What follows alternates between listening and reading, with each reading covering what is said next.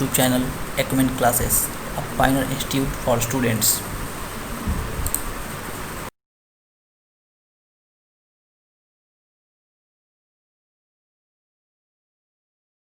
आज इस क्लास में हम लोग मई माह के लिए महत्वपूर्ण सामयिक घटनाओं का संग्रह देखने जा रहे हैं, जो राष्ट्रीय घटनाओं और अंतर्राष्ट्रीय घटनाओं से संबंधित होगा। ये करंट अफेयर जितने भी कॉम्पिटिटिव एस्पायरेंट्स हैं, चाहे वो रेलवेज़ के हों, बैंकिंग के हो या एसएससी के हों, उनके लिए काफ़ी रेलेवेंट होगा।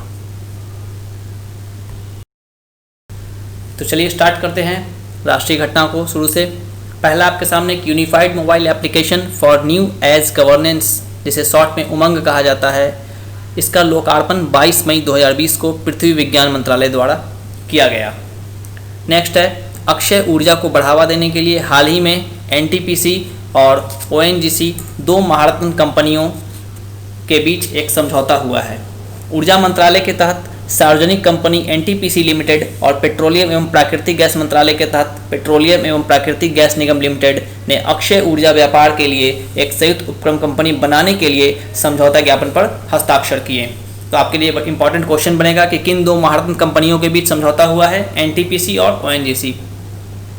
नेक्स्ट है आपका, चीन और पाकिस्तान को जवाब देने के लिए भारतीय जवान नीमोपदम दाराचा सड़क, जो कि 298 किलोमीटर लंबा है, उसका निर्माण कर रहे हैं। यह सड़क लाहौल घाटी हिमाचल को कारगिल लद्दाख से जोड़ेगी।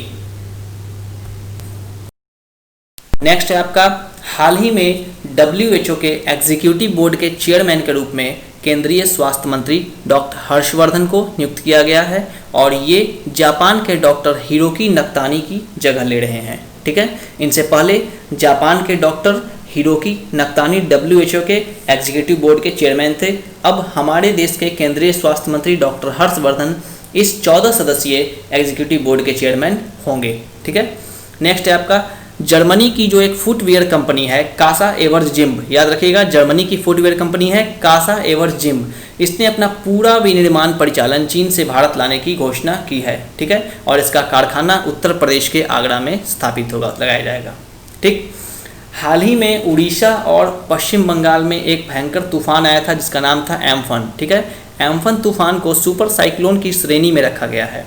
यह तूफान सुपर साइक्लोन की श्रेणी में इसलिए रखा गया है क्योंकि इसकी रफ्तार 221 किलोमीटर प्रति घंटे या उससे भी कुछ अधिक थी।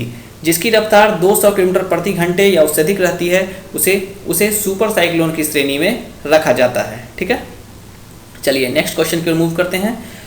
न्यूरो एंड्रोक्राइन ट्यूमर एक अलग प्रकार का कैंसर है। ठीक है, और ये जो कैंसर है, ये अभी हाल ही में हमारे एक मशहूर अभिनेता इरफान खान की डेथ हुई थी, उनको यही बीमारी थी, यही कैंसर था, न्यूरो एंडोक्राइन ट्यूमर। ठीक है, इसमें होता क्या है कि ये एक अलग प्रकार का कैंसर होता है। हालांकि इस कैंसर के स्पेसिफिकेशन में लगभग 10 से 15 वर्ष पहले इसे जोड़ा गया और इसके बारे में पता लगाने के लिए विशेष प्रकार की पड़ताल की जाती है, टेस्ट किया जाता है, जिसे क्रोमोग्राफिन एसे और क्रोमैटिन टेस्ट कहते हैं। ठीक है, नेक्स्ट है आपका, जब विदेशी निवेशक शेयर बाजार में सूचीबद्ध भारतीय कंपनी के शेयर खरीदकर 10% से कम हिस्सेदारी खरीदता है तो उसे FPI कहते हैं। ठीक है, नेक्स्ट है, हाल ही में आत्मनिर्भर भारत अभियान पैकेज के तहत मत्स्य पालन के संवर्धन हेतु 20,000 करोड़ के साथ प्रधानमंत्री मत्स्य संपदा योजना की शुरुआत की गई। अभी हाल ही में लॉकडाउन में जब प्रधानमंत्री ने आत्मनिर्भर भारत की बात कही थी, तो आत्मनिर्भर भारत में एक बहुत बड़े आर्थिक पैकेज की घोषणा की गई थी।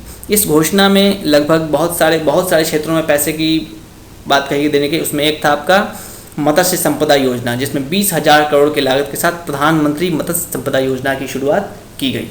ठीक है, नेक्स्ट है आपका कि मानव संसाधन विकास मंत्रालय के शिक्षा विभाग के द्वारा सभी विश्वविद्यालयों और उच्च शैक्षिक संस्थानों में छात्रों की गुणवत्ता बढ़ाने के लिए ई-गवर्नेंस ऐप समर्थ को लॉन्च किया गया। ठीक है, नेक्स्ट है आपका, हाल ही में चर्चा में रहे भरनी और अश्लेषा, ये क्रमशः 2D और 3D रडार हैं जो सुदूर इलाकों में सीमा प्रबंधन के लिए लगाए गए हैं।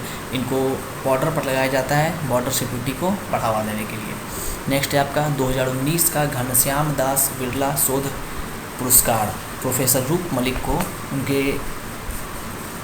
जैव भौतिकी के क्षेत्र में योगदान के लिए दिया गया था। ये मुंबई स्थित Tata institute of fundamental research में बायोलॉजिकल साइंस विभाग के प्रोफेसर हैं, प्रोफेसर रूप मलिक। ठीक है, चलिए नेक्स्ट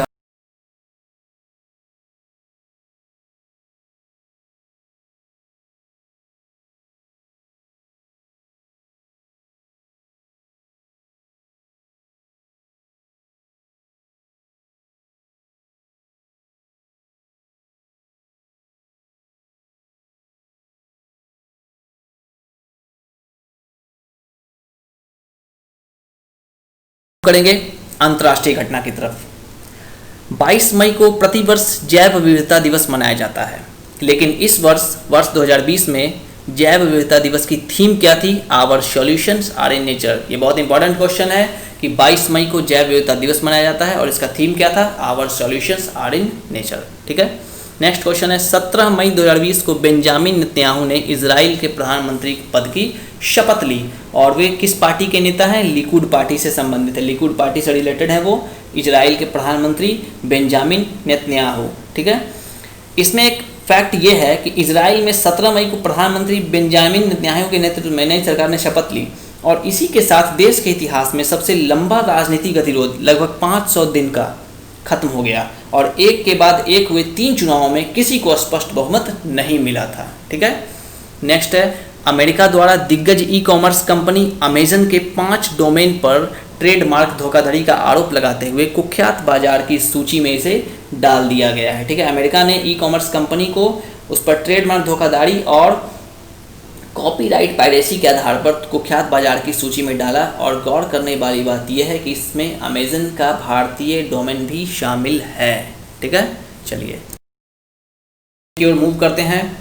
आगामी विश्व कप मुक्केबाजी चैंपियनशिप 2021 की मेजबानी भारत से रद्द करके बेलग्राद सर्बिया को दे दिया गया है। ठीक है, AIBA ने अपने एक बयान में कहा कि भारत मेजबान शहर अनुबंध के नियमों के तहत मेजबानी की फीस नहीं भर सका, जिससे AIBA ने करार तोड़ दिया।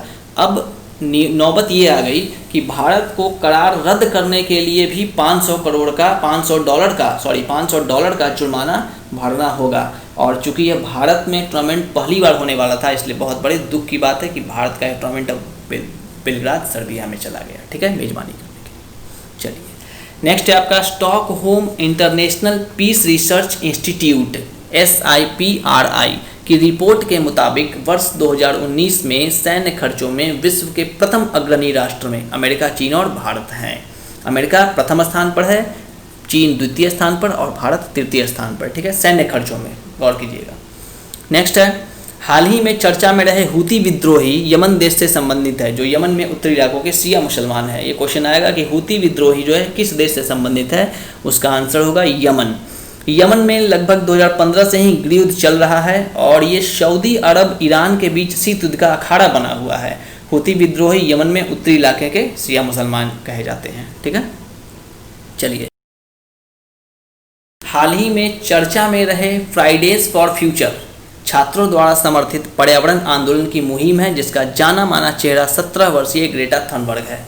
फ्राइडेज फॉर फ्यूचर जो है वो ग्लोबल वार्मिंग को खास करके कम करने के लिए एक आंदोलन चलाया गया था, मुहिम चलाया गया था, ऑनलाइन आंदोलन। ठीक है, लॉकडाउन में जो चल रहा था कोरोना के कारण ये ऑनलाइन चलाया गया था और इसका जो जाना माना चेहरा है वो 17 वर्षीय ग्रेटा थनबर्ग है। ये स्वीडन का रहने वाला है। ठीक है, नेक्स्ट है आपका हाल ही में अमेरिका ने चीन से तिब्बती बौद्ध धर्म के 11वें पंचेन लामा गेधुन चोइकी नीमा को रिहा करने का आग्रह किया है। ठीक है, कथित तौर पर ऐसा कहा जाता है कि 6 वर्ष की आयु से ही इसको बंदी बना करके रखा गया था। नेक्स्ट है हाल ही में चर्चा में रहे दोंगशा द्वीप समूह दक्षिण चीन सागर में स्थित है, जो ताइवान के नियंत्रण में है और चीन के इस पर कब्जा कर युद्धाभ्यास का ऐलान करने के बाद दोनों देशों के मध्य तनाव और बढ़ गया है। ताइवान के नियंत्रण में दोंगशा द्वीप है और चीन सागर में स्थित है। चीन इस पर अपना कब्जा करके इस पर युद्धाभ्यास करने का ऐलान कर चुका है, जिससे दोनों देश में टेंशन का माहौल बना हुआ है। नेक्स्ट है भारत को घेरने के फिराक में चीन जो है हिंद महासागर में लक्षद्वीप से लगभग 600 किलोमीटर की दूरी पर मालदीव में एक कृत्रिम द्वीप का निर्माण कर रहा है, जिसका नाम रख रहा है फेउदी फिनलोहू। फेउदी फिनलोहू में वो अपना कृत्रिम द्वीप बनाएगा, जहाँ पर कि वो रक्षा के लिए, युद्धाभ्यास वगैरह के लिए अपना कार्य करेगा और ये भारत को घेरने की एक चाल है, एक साजिश है। ठीक है, जिसके तहत ये फेउदी फिनलोहू कृत्रिम द्वीप बनाया जा रहा है। ठीक है, तो क्वेश्चन बन सकता है कि लक्षद्वीप से 600 किलोमीटर की दूरी पर किस कृत्रिम द्वीप का निर्माण किया जा रहा है चीन के द्वारा, तो उसका आंसर होगा फेउद फिनलोह। ठीक है, हाल ही में ईरान ने सैन्य उपग्रह नूर को लॉन्च किया है। नूर का मतलब होता है प्रकाश। ठीक है, ये ईरान का सैन्य उपग्रह। इवेंट्स की ओर बढ़ते हैं। वैश्विक प्रेस स्वतंत्रता सूचकांक में नॉर्वे को प्रथम और नॉर्थ कोरिया को अंतिम स्थान प्राप्त हुआ है। 180 देशों के इस समूह में भारत को 142वां स्थान प्राप्त हुआ है। ये ऐसा पहली बार नहीं है जब नॉर्वे को प्रथम स्थान मिला है। इससे पहले भी 4 बार नॉर्वे प्रथम स्थान, लगातार 4 बार इससे पहले में नॉर्वे प्रथम स्थान ले चुका है। और भारत का जो स्थान इसमें काफ़ी दूर 142वां है। ठीक है, नेक्स्ट है आपका कि वर्ष 2020 में यूनेस्को के द्वारा विश्व पुस्तक राजधानी के रूप में कुआलालंपुर मलेशिया का चयन किया गया है। ठीक है, हर वर्ष 2020 में यूनेस्को अपने लिए एक विश्व पुस्तक राजधानी का चयन करता है, जिसमें इस बार कुआलालंपुर मलेशिया का चयन किया गया है। नेक्स्ट इवेंट आपका है तियानवेन-1 चीन के मंगल मिशन की अंतरिक्ष परियोजना है। चीन के मंगल मिशन में उसका नाम दिया गया है तियानवेन-1। ठीक है, इसका अर्थ होता है स्वर्गीय प्रश्न या स्वर्ग से प्रश्न। इस वर्ष के अंत तक मंगल ग्रह पर तियानवेन को प्रक्षेपित करने की योजना चीन बना रहा है। यूरोप के सबसे संरक्षित वेटलैंड्स में शामिल बिब्रिजा नेशनल पार्क पोलैंड में स्थित है, जो हाल ही में आग लगने के कारण चर्चा में रहा है। ठीक है, नेक्स्ट है कोरोना वायरस महामारी के कारण स्थगित किए गए टोक्यो ओलंपिक अब अगले वर्ष 23 जुलाई से 8 अगस्त तक और पैरालंपिक खेल 24 अगस्त से 5 सितंबर के बीच आयोजित किया जाएगा। जापान ओलंपिक शुभंकर को मिराई तोबा तथा पैरालंपिक शुभंकर को सोमाइटी नाम दिया गया है। क्वेश्चन यहाँ से इंपॉर्टेंट बनेगा कि ओलंपिक कहाँ होने वाला है, टोक्यो में कब होने वाला है 2021 में, और ओलंपिक के शुभंकर का नाम क्या है, मिराई तोबा। पैरालंपिक के शुभंकर का क्या नाम है, सोमाइटी। ठीक है, तो ये था आपका कुछ महत्वपूर्ण राष्ट्रीय और होप की वीडियो आपको काफ़ी पसंद आया होगा। अगर पसंद आया हो तो वीडियो को लाइक करें, शेयर करें, अपने दोस्तों में दिखाएं, इसे बहुत अच्छा है। Thanks for watching our YouTube channel एक्मेन क्लासेस।